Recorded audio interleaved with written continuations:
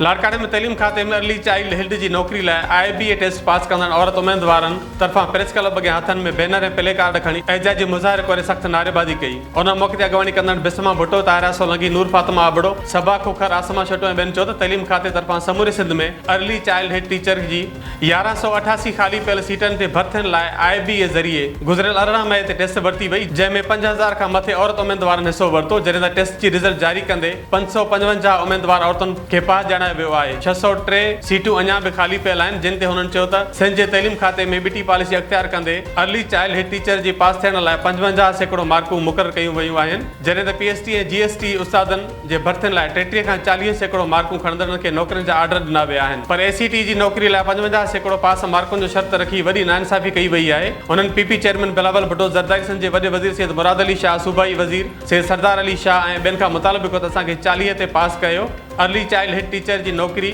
PhD ऐं GST वांगुरु 40% passing ratio करे असांखे ऑफर ऑर्डर ॾेई इंसाफ़ कयो वञे, ॿी सूरत में एजाज जो दायरो वधायो वेंदो।